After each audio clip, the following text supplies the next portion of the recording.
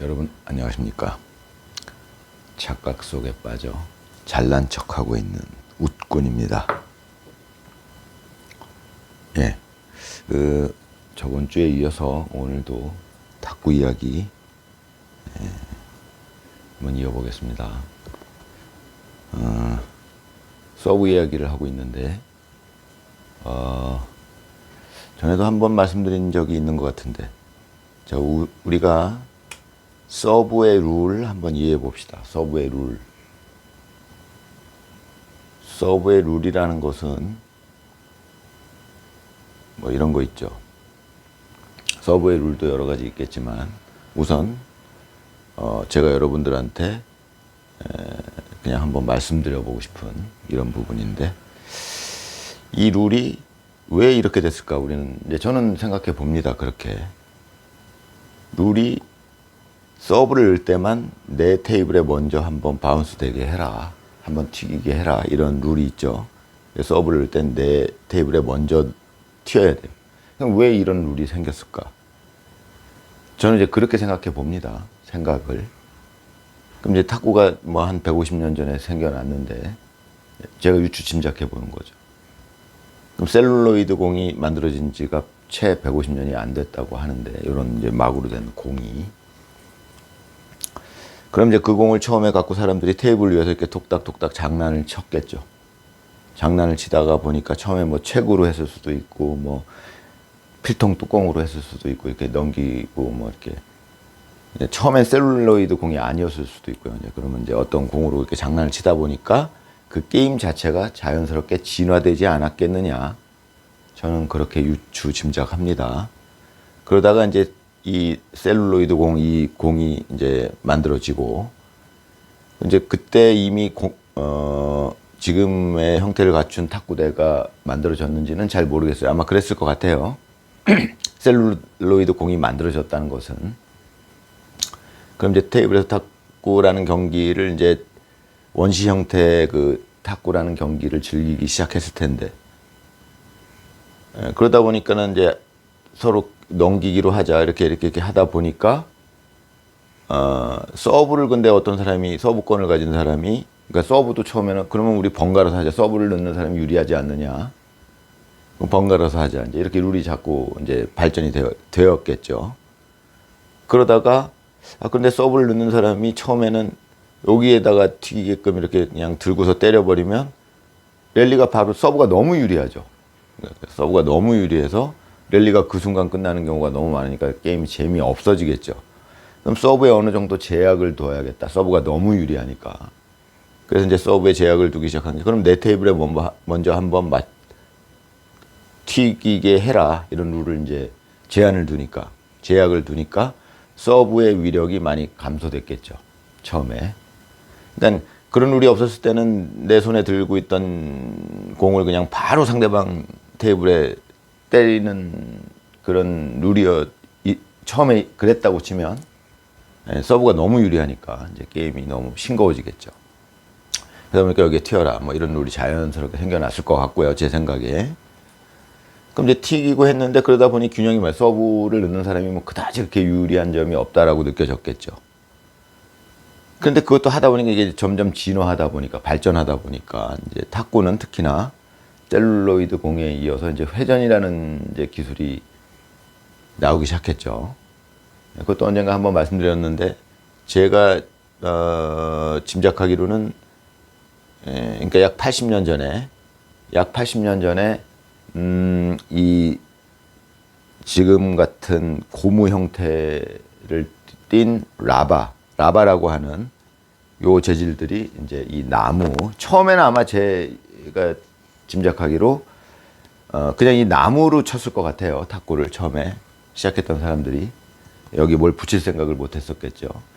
그러다가 언제부턴가 이제 여기다 뭘 붙일 생각을 했고, 처음에 붙였던 거는 제가 알기로는 이 지금 형태의 라바 고무 재질은 아니었습니다.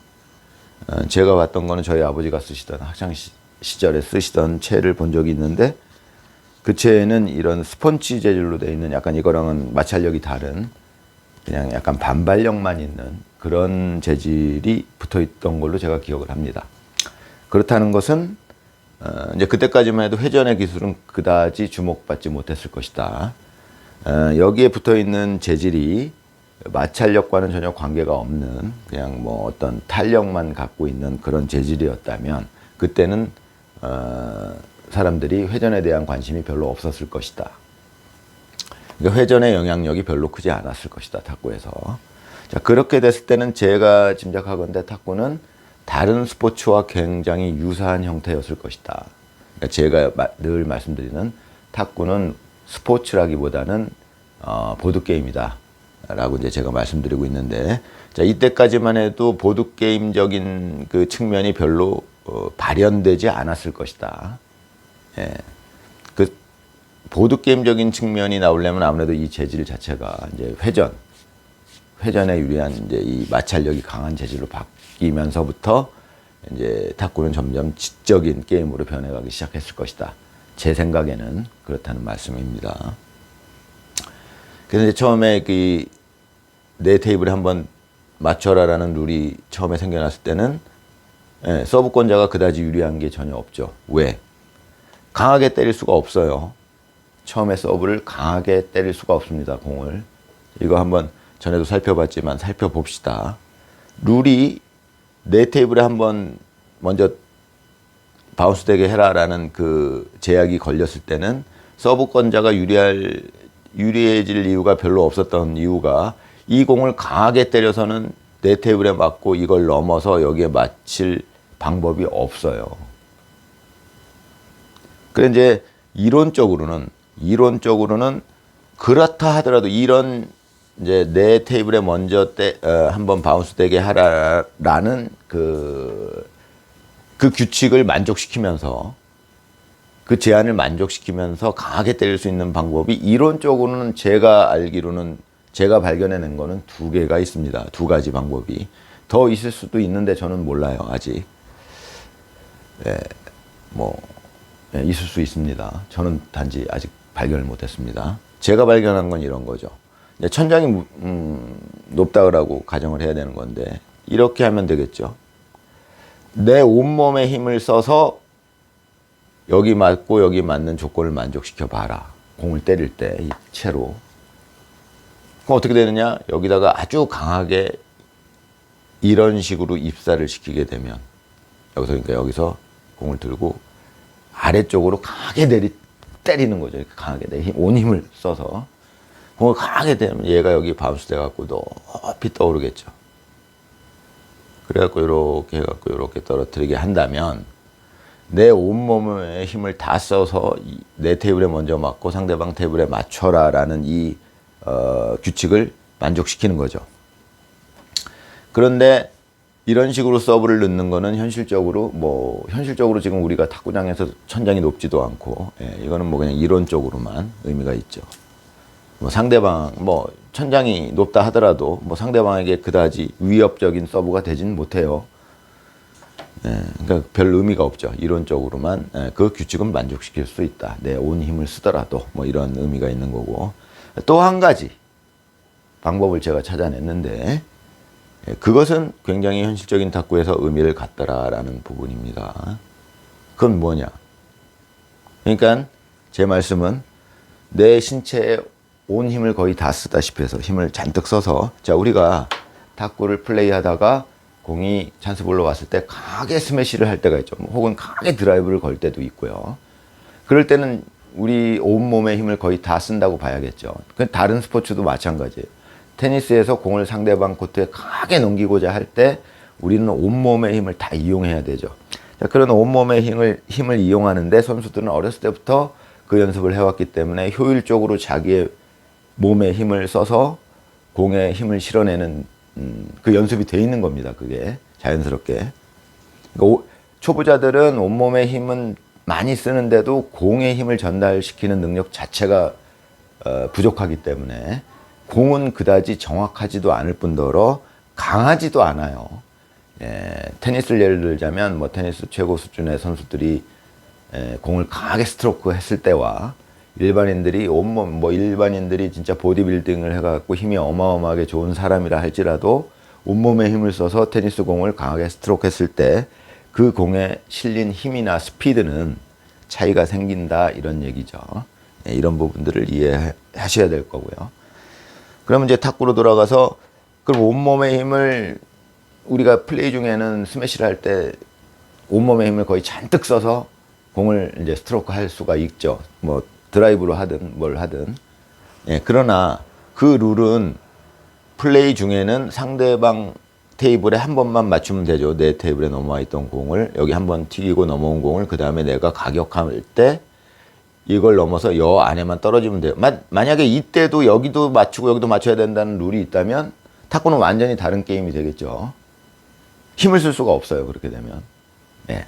그런데 제가 말씀드리고자 하는 이 두 번째 방법, 그러니까 온 힘을 써서 여기도 맞추고 여기도 맞춰라라는 그 조건을 만족시킨다. 라는 방법은 뭐가 있느냐? 공을 얇게 맞추는 겁니다. 공을 얇게 맞추면요. 자, 얇게 맞춘다는 것이 어떤 의미인지 한번 살펴봅시다. 공을 이렇게 맞춘다면은 이것은 얇게 맞출 수가, 얇게 맞춘다는 건 이렇게 수직으로, 공을 향해서 수직으로 휘둘렀을 때 이 공을 얇게 맞출 방법은 이렇게 스치는 방법밖에 없어요. 무슨 말씀인지 아시겠죠? 이 안으로 들어와서 맞게 되면 이렇게 했는데 이걸 얇게 맞출 수가 없어요. 얇게 맞출 수가 없어요. 그러니까 온 힘을 써서 치면 얘는 강하게 튀어나가게 돼요. 이 상태로 내 테이블에 먼저 튀기게 되면 무조건 여기에 튀기게 되면 무조건 얘는 여기 맞고 이렇게 나가게 되죠. 이쯤에서 착지가 형성이 되니까 여기에 또 맞아야 된다는 조건이 성립이 안 됩니다. 그러면 어떻게 그렇게 할 수 있느냐? 그거는 뭐 이제 여러분들이 제 영상을 쭉 봐오신 분들이라면 금방 뭐 이해를 하실 수 있겠지만 다시 한번 말씀드리자면 이런 방법이 있는 거죠. 얘를 비껴서 맞출 때, 자 이렇게 비껴서 맞출, 이걸 드라이브라고 말씀드렸어요. 드라이브의 원리는 뭐 여러 번 말씀드렸어요. 제 영상에서 워낙 중요한 것이기도 하고요. 자 이렇게 해서 이렇게 드라이브의 그 원리는 다시 찾아보시는 게 좋을 겁니다. 하여튼 드라이브 이렇게 비껴서 맞추면 얘가 이렇게 가는데, 얘가 그럼 더 비껴서 맞추면 어떻게 되나요? 이렇게 가게 되는데, 이때 공을 얇게 맞히게 되겠죠. 그러니까 드라이브를 굉장히 각도를 더 숙여서 맞추다 보면, 어느 지점부터는 얘가 각도가 숙여지다 보면 어느 지점부터는 얘가 더 이상, 이게 끌려와야 성립이 됩니다. 끌려와야 드라이브도 되는 거고, 그 부분은 워낙에 여러 번 설명드렸으니까 다 뭐 오늘은 생략하겠습니다. 그럼 이렇게 돼가지고 이렇게 돼서 이게 점점 더 그러니까 이게 연습에 의해서 점점 더 이걸 끌고 올 수 있어야 돼요. 그건 약간 기술적인 측면도 필요한 거고요. 이렇게 하고 이렇게 진행시키는데 얘가 이렇게 딸려와야 됩니다. 그게 드라이브예요. 근데 이렇게 달려올 때 얘가 점점 눕혀지게 되면 얘는 점점 맞는 부위가 얇게 맞게 되겠죠. 그럼 카트도 마찬가지입니다. 자, 이렇게 맞게 될 때 이게 더 비껴서 맞게 되면 얘를 살짝 스치고 지나갈 수가 있죠. 우리는 서브 연습할 때 그런 걸 많이 생각해 보게 되고 경험하게 됩니다. 그러니까 얇게 맞춘다. 그럼 얇게 맞춘다는 의미는 뭔가요? 이렇게 얇게 맞췄을 때 내가 많은 힘을 써서, 온몸에 힘을 써서 이 채를 아무리 강하게 휘둘렀다 할지라도 공이 얇게 맞았으므로 얘는 이 운동 에너지가 그다지 크지 않게 된다 이거예요. 그렇게 되니까 공은 그다지 운동 에너지를 많이 가지고 있지 않았으니까 나는 온몸의 힘을 다 써서 채를 휘둘렀음에도 불구하고 공은 여기 맞고 다시 여기에 맞을 만큼의 적당한 에너지를 갖게 된다 이런 얘기죠. 자, 이거를 이렇게 수직으로 맞춰서 제대로 이걸 온몸의 힘을 다 써서 때리게 되면은 여기 맞고 여기 맞힐 재간이 없어져요. 아까처럼 하늘로 이렇게 치솟게 하는 거 외에는 없습니다. 제가 알기로는. 자, 여러분들 중에 이거 외에 다른 방법이 있다 그러면 저한테 댓글 남겨주세요. 저는 굉장히 궁금합니다. 머리 좋은 저로서는 그런 게 궁금하죠. 이 머리가 뭐 웬만큼 좋아야죠. 세계에서 거의 최고 좋은데 저는 뭐 그렇게 생각하고 있으니까요. 그런데 이제 궁금하죠. 저는 근데 어떻게 생각하느냐? 없을 것이다. 이렇게 생각하지 않습니다. 제 머리로 여태까지 살아본 결과, 있을 확률이 훨씬 높죠. 또 뭐 여러 가지 방법이 더 있을 수도 있어요. 단지 제가 찾아낸 방법이 두 개예요. 제 영상이 많이 퍼져나가고 여러 사람들이 이제 전 세계로 퍼져나갈 거라고 저는 이제 예측하는데, 또 바람이기도 하고 뭐 그런데, 뭐 아닐 수도 있겠죠. 아무튼 그런데 만약에 그렇게 해서 여러분들이 보고 어떤 분들 중에는 제가 생각하지 못했던 방법을 찾아냈다. 저는 그 방법이 굉장히 궁금합니다. 예. 지적 호기심이죠. 예. 뭐 그런 거고요. 아무튼 그렇게 해서, 근데 그렇게 이제 얇게 공을 때려서 여기 맞추고 여기 맞추게 됐을 때는 어떤 현상이 일어나느냐? 공에는 회전이 먹어요. 예. 그렇다고 그 운동에는 내 온몸을 휘둘려서 썼던 그 운동에는 그 힘이 전부 공의 회전 에너지나 운동 에너지로 다 바뀌었느냐? 아니에요. 그러니까 그 회전 에너지와 그 운동 에너지의 합이, 이걸 정통으로 때렸을 때 운동 에너지와 같으냐? 제가 보기엔 아닙니다. 어디로 많이 손실된 것 같아요. 어찌됐건 회전 에너지로 어느 일부 회전 에너지로 가서 공은 회전하게 됩니다.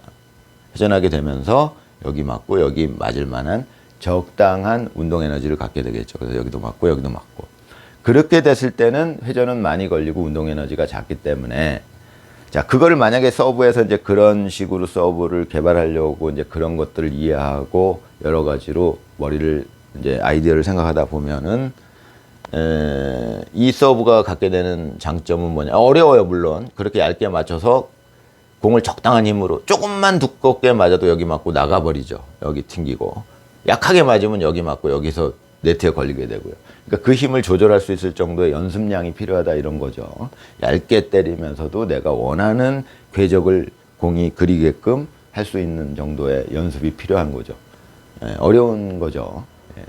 저는 연습 거기에다가 많이 하겠어요. 예, 중요하니까요. 그렇게 했을 때는 상대방이 어려움을 느끼게 되죠. 왜? 근데 탁구가 어려워지는 이유가 그거죠. 다른 스포츠들이랑 달라지는 게, 회전이 그렇게 많이 걸려 있는데, 회전이 어마어마하게 걸리게 되죠. 그 걸린 공이 과연 내가 공을 여기서 이 사람이 받을 때, 라켓을 갖다 댔을 때 어떻게 움직일지는 굉장히 어려워진다, 이런 얘기예요. 근데 이제 많은 경험에 의해서 그런 공들, 회전이 걸린 공들을 많이 받아보니까 이제 이 사람도 그런 공에 대한 적응력이 생겨서 또 그 공에 맞춰서 넘길 수 있게 되고, 이제 이런 것들이 탁구가 이제 지금까지 발전해 온 과정일 텐데, 예, 이제 그런 부분에 대해서 저는 늘 말씀드리고 있습니다. 자, 이 착각 속에 빠져 사는 머리 좋은 옥군이, 오늘은 여기서 마치고 다음 시간에 다시 뵙도록 하겠습니다. 감사합니다.